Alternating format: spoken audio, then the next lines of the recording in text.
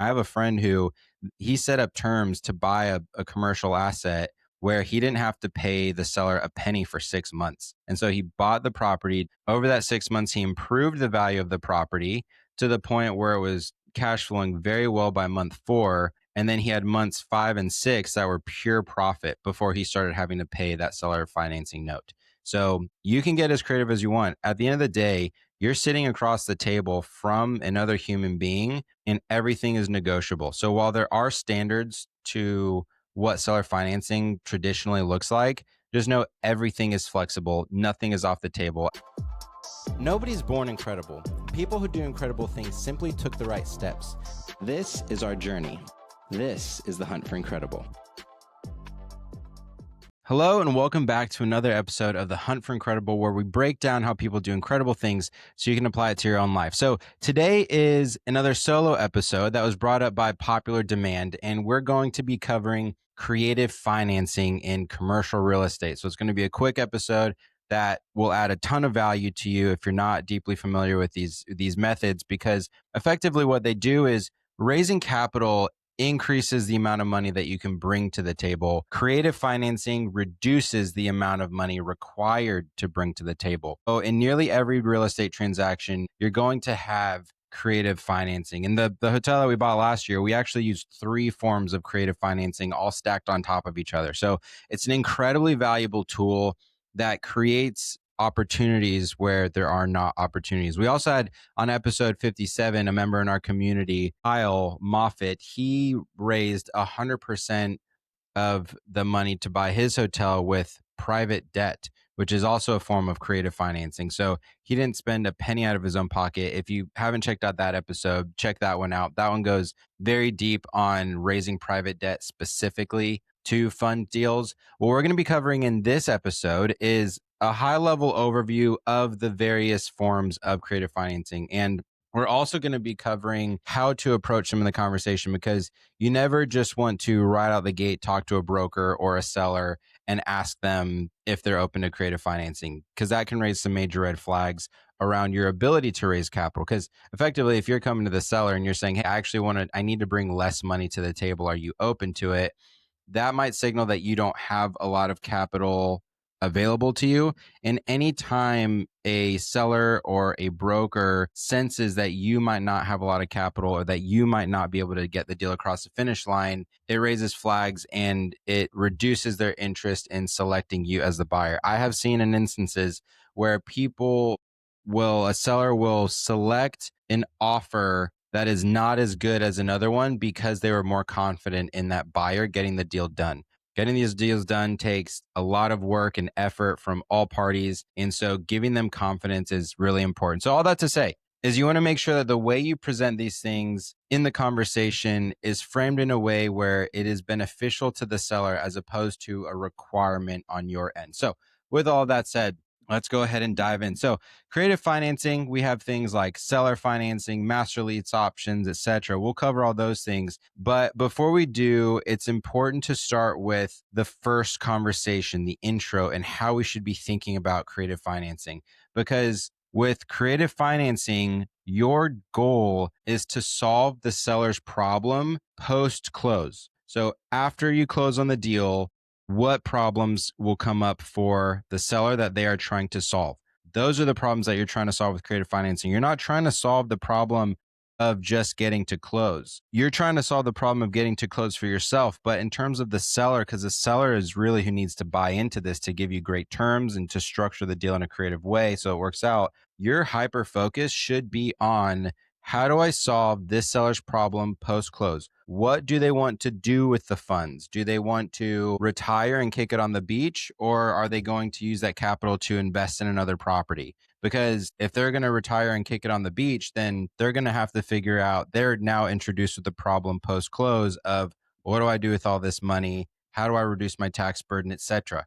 In which case we'd want to offer seller financing. If they are interested in simply investing the capital somewhere else, then we'll have to get creative on other terms. Maybe it's a second position seller financing with a different interest payment, etc. So you constantly want to ask these 4 questions. Number 1, why are you selling this property right now? And this is just, we're going through peeling back the layers of the onion to get to the root of why they're selling and what problems might come up. Question number 2, what are your goals after closing? Are you, again, retiring to hang out with your grandchildren?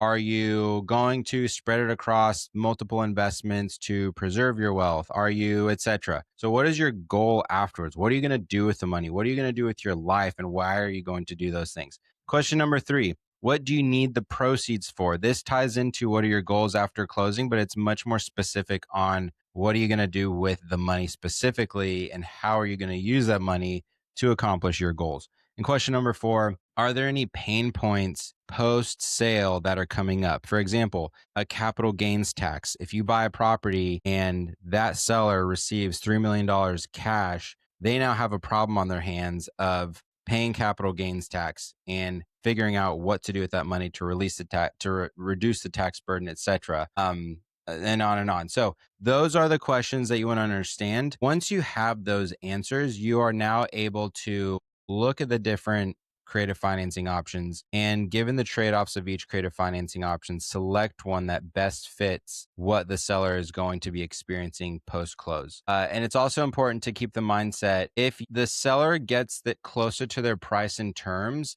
then you have a greater chance of getting to structure the deal creatively. So said another way, if someone's selling a property for $3 million and you say, I think it's worth 2 point, and then they come back and say, no, I want 2.9 million. Then you can respond and say, okay, what if we do this? What if we do seller financing at 2.5 million? And then plus the interest payments, you're going to get closer to that 2.9 number that you're looking for, right? So you're not saying I need seller financing because I don't have money. You're saying, what if we give you seller financing to get closer to the number that you're looking for? So you're getting closer to the price you're looking for, but I get to do it in a creative way. All right. So now we're going to dive into the different forms of creative financing and the trade-offs between them. So starting off, seller financing, we've already touched on this a little bit, also known as seller carrybacks. It's important, again, I'm going to repeat this multiple times throughout the episode. It's important that you don't start with, hey, can we do seller financing on this deal? You always want the proposal for seller financing to be in response to the seller rebuttaling what your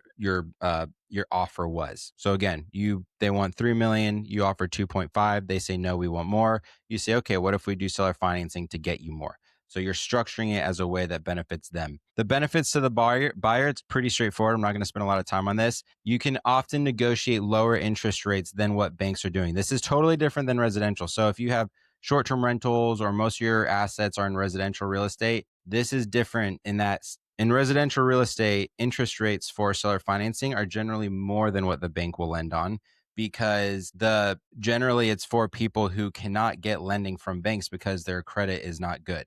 That's not the case for commercial real estate. In commercial real estate, because these deals are so big and difficult to move, oftentimes sellers are willing to do it to make the return profile better for you so that they can make more money overall and get paid what they want to on the refinance. So basically what it looks like is this. They accept seller financing, and that seller financing, basically they're saying, okay, you don't have to pay me everything up front because I'll finance some of it. But me financing some of it at a lower interest rate, that lower interest rate increases your purchasing power as the buyer. Therefore, I can increase the price and get more out of it. Because if I don't give you this lower interest rate, then you're going to have to find a higher interest rate product, which means that you won't buy the property at this higher price. So it's a way for the sellers to be able to say, I want this higher price, so I'll give you a lower interest rate. And then once you add value to the property over the next few years and you refinance, you can pay me out. So that's the strategy and the benefit to the seller as well as to the buyer, because now you as the buyer, you're able to give the seller what they're looking for by getting that lower interest rate from them in the form of seller financing. Also, another benefit to you as the buyer is it gets to closing faster. It also reduces the fees. So you're not worried about dealing with the bank and their underwriting and reviewing a whole bunch of stuff. You're just working with the seller, and you can get as creative as you want. I have a friend who he set up terms to buy a commercial asset where he didn't have to pay the seller a penny for 6 months. And so he bought the property, didn't pay a single penny in payments for 6 months. Over that 6 months, he improved the value of the property to the point where it was cash flowing very well by month 4. And then he had months 5 and 6 that were pure profit before he started having to pay that seller financing note. So you can get as creative as you want. At the end of the day, you're sitting across the table from another human being and everything is negotiable. So while there are standards to what seller financing traditionally looks like, just know everything is flexible. Nothing is off the table. At the end of the day, it's simply an agreement between you and the seller. All right. So now let's dive into the benefits of the seller because, again, like we mentioned, you start off the conversation by asking those questions to deeply understand where the seller is coming from and how to solve their post-close problems. Now we're going to go through the benefits to the seller so that we can figure out and understand better in the future. When I ask these questions, I have this list of benefits that the seller financing provides, so I know to use seller financing. Okay. So going through the benefits to the seller gives them overall more profit because they're getting interest on those payments. We've already touched on that. Number two is they can spread the capital gains tax over time. So rather than getting, if you buy the property for, let's say 2.5 million plus interest payments to get them closer to the number they're looking for, you're giving them $2.5 million. Whatever after they pay off their debt, they're keeping it in cash. Let's say this person's held onto the property for a really long time. They're going to pocket $2 million cold hard cash after the sale. Now they have to pay capital gains tax on that $2 million. When you do seller financing, they are, rather than getting that $2 million chunk up front, they are getting monthly installments. So their profit is spread out over multiple years. So now they don't have to solve the problem of what do I do with this $2 million to reduce my tax burden? You are the solution to how they can reduce their tax burden and spread it out over time. Number three, it's a steady income stream for the seller post-close. This is particularly good for individuals who are retiring. So everybody knows about the silver tsunami. There are a ton of baby boomers that are retiring over the next 5 to 7 years. This strategy of seller financing is a massive win for them because generally speaking, when individuals are retiring, they don't care about having a big chunk of cash in the bank. What they care about is their monthly payments so that they can live off of it. So you're also solving that problem for them of what does a steady income stream look like? So now you've solved what do you do with that big chunk of cash? You've solved how do I set up a monthly income stream, and you've packaged it up in a solution that's also beneficial to you. Hey, quick pause here. If you're getting value from these conversations, it would mean the world to me if you took 10 seconds right now to leave a 5-star review. Each review directly helps us reach more people who can benefit from these incredible conversations. And if you're looking to buy a hotel or invest in one of our deals, or even if you just want to say, hey, you can send us an email at hello@thehuntforincredible.com. We'd love to hear from you. Now back to the show. Benefit number 4 to the seller. We touch on this and the buyer's benefits, but it's oftentimes a much quicker close. And in addition to that, the seller retains security of the property. So they are effectively the note holder. So if you default on the payments, then they get the property back, etc. Now let's dive into the risks. Each one of these creative financing options comes with its own set of risks. So I want to highlight a few of those as we move on. So you can also understand the other side of that sword, the double-edged sword. So the risks for the seller, of course, is the buyer defaulting. So if you don't make your payments and they do have to collect on the property, that's a big pain in the butt.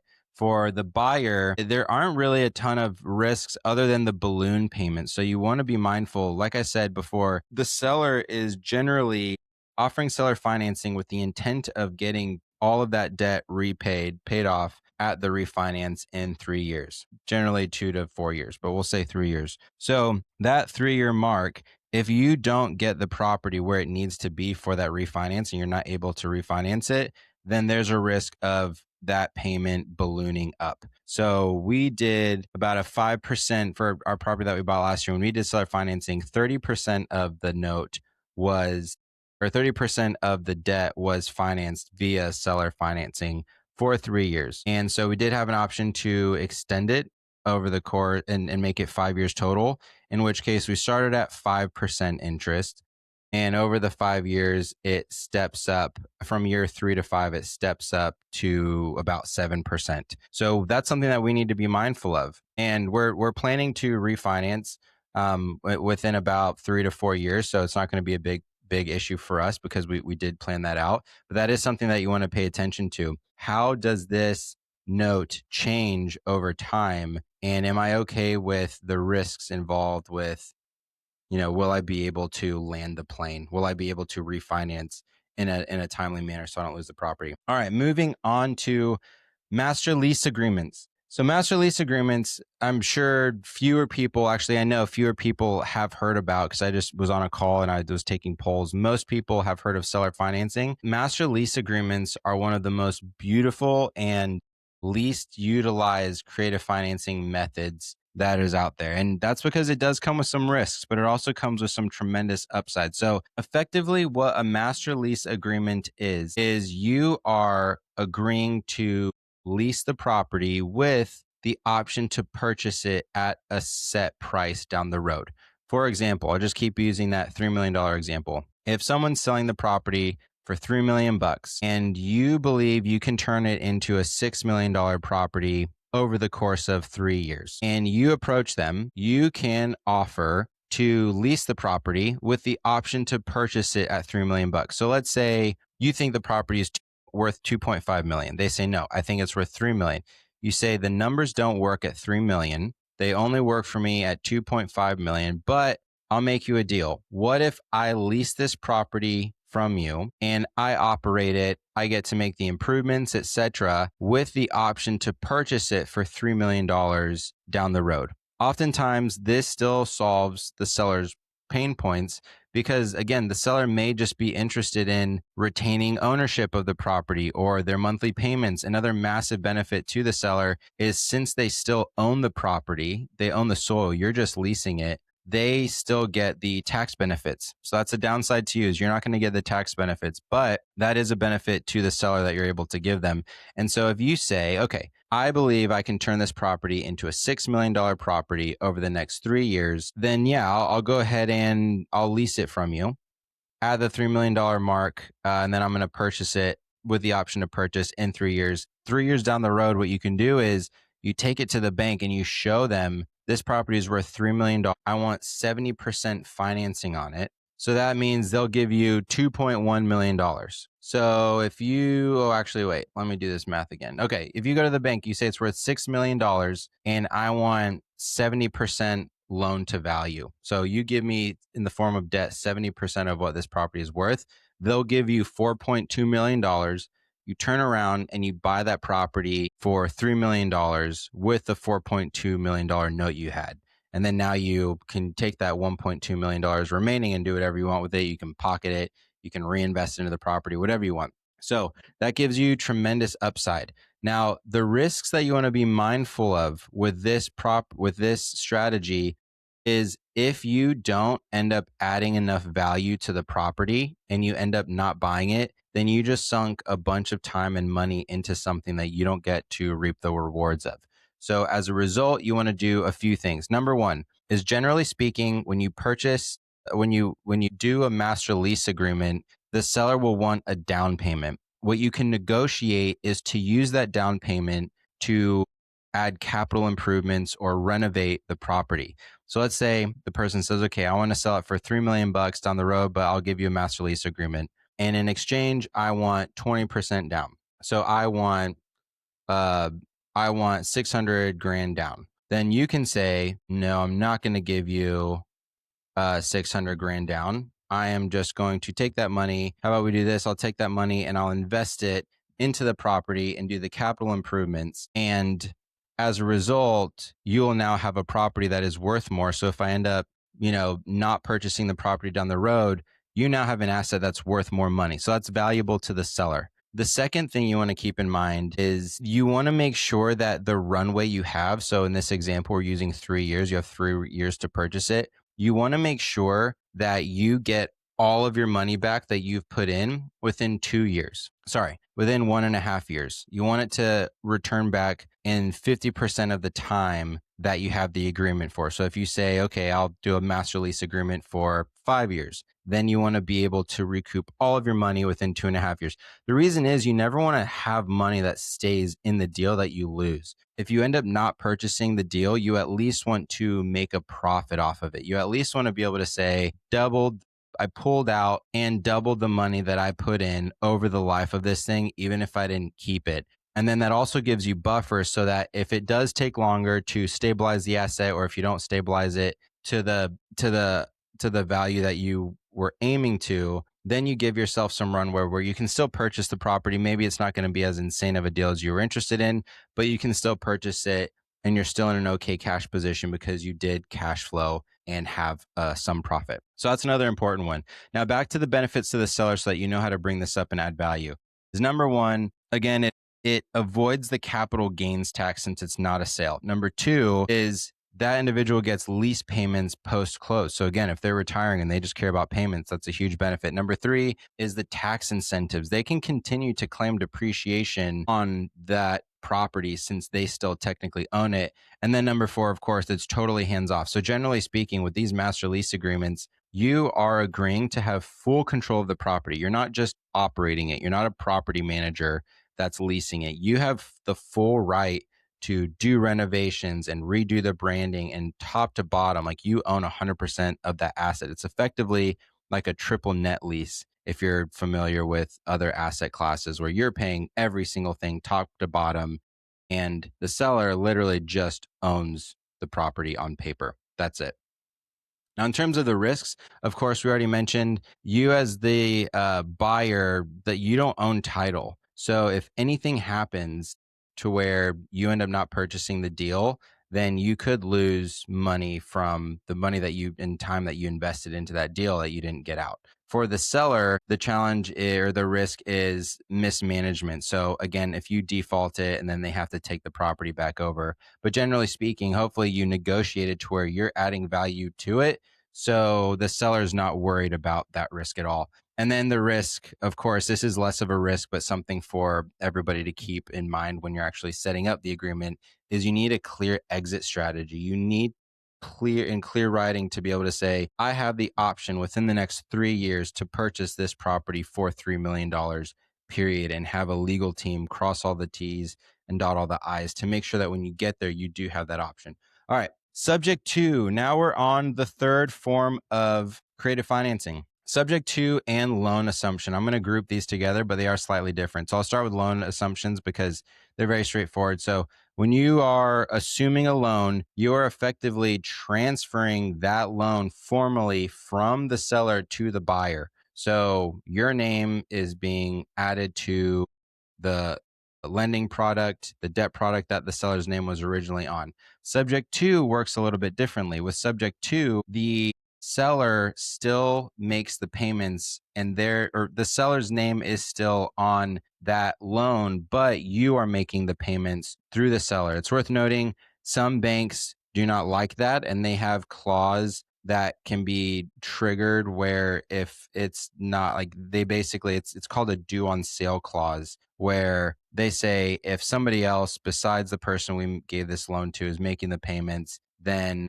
all the money is due and we're basically just buying out of this loan product. Generally speaking, that is lower risk if all of these things are done properly, because ultimately at the end of the day, if you are consistently making those loan payments, banks aren't going to care how the money is getting to them. They just need to know that it's securely getting to them and that it's low risk, and they're not going to look heavily into it unless they feel like they're not going to get their money. But ideally, they never experience that. The benefits to the buyer is you can often get lower interest rates. This tends to be more advantageous in residential real estate, though you can do it in commercial real estate as well. And it's also become very popular in residential real estate over the last few years because, a few years ago, you could get a 3% interest rate and then it hiked up to 8+% interest rates. And so people were doing subject to get these 3% loans.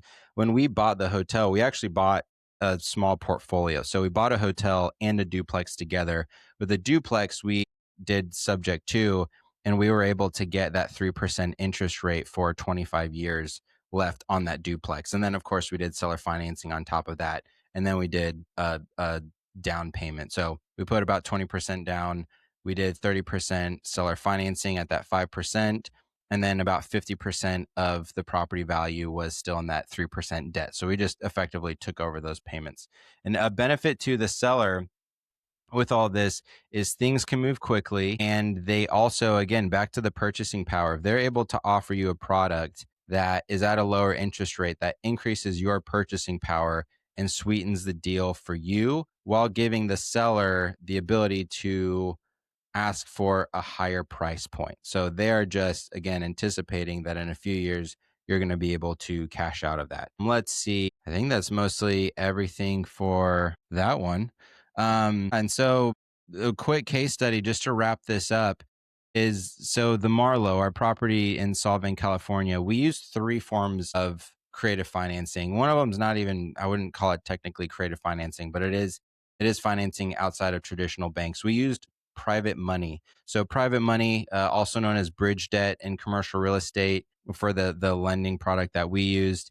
In residential real estate, it's called hard money. In commercial real estate, we call it bridge debt. But we got bridge debt for 9.5% for 3 years, which again was on the higher side, but that's short-term debt. We were at that higher interest rate for a quick period, and then we're going to refinance out of it.